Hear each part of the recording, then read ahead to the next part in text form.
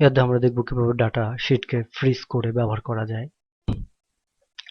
এখানে খেয়াল করুন এবিসি ইত্যাদি কলামগুলো রয়েছে, 1 2 3 রয়েছে। আমরা যখন লেফটের দিকে যাচ্ছি, এভাবে যাচ্ছি, তখন এ কলামগুলো, বি কলামগুলো, সি কলামগুলো সরে যাচ্ছে এবং আমরা পূর্বের ডাটাগুলো দেখতে পাচ্ছি না।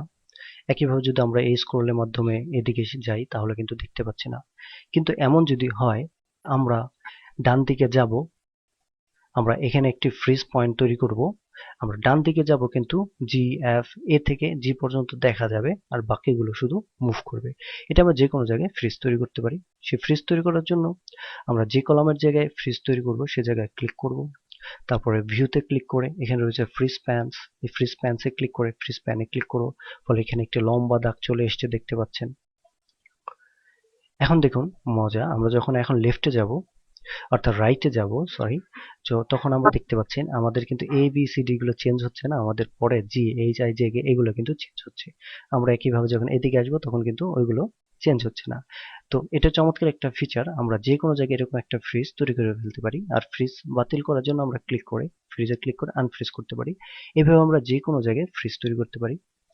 ক্লিক করে ফ্রিজে ক্লিক করে দেখতে পাচ্ছেন ফ্রিজ হয়ে গেছে এখানে। এখন যদি আমরা রাইটে যাই দেখতে পাচ্ছেন এম এন পর্যন্ত চেঞ্জ হচ্ছে না, বাকিগুলো চেঞ্জ হচ্ছে। এভাবে আমরা ফ্রিজ করতে পারি এবং আনফ্রিজ করতে পারি। আমরা যদি কলামে ফ্রিজ করতে চাই তাহলে ক্লিক করে ফ্রিজে দিয়ে ফ্রিজে ক্লিক করতে পারি, দেখতে পাচ্ছেন এখানে ফ্রিজ চলে এসছে। আমরা যদি এখন নিচের দিকে যাই তাহলে দেখতে পাবেন যে আমরা যে জায়গা থেকে ফ্রিজ করেছি সেই জায়গাগুলো, উপরে দিকের সেলগুলো, সরি রো গুলো কিন্তু আর চেঞ্জ হচ্ছে না, কিন্তু নিচের রো গুলো কিন্তু চেঞ্জ হচ্ছে। তো এইভাবে আমরা যে কোনো জায়গায় ফ্রিজ তৈরি করতে পারি, আবার ফ্রিজ আনফ্রিজ করতে পারি।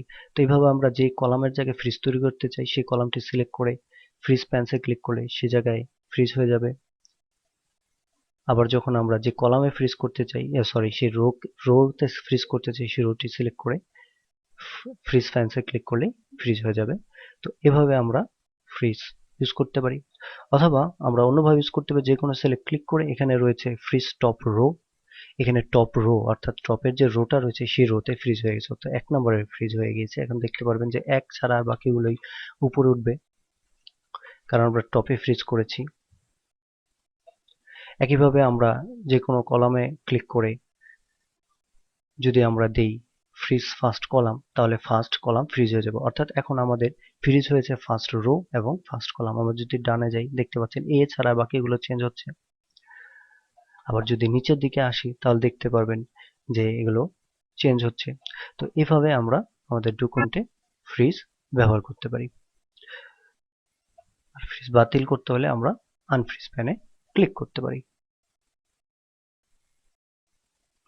আশা করি বুঝতে পেরেছেন। ধন্যবাদ।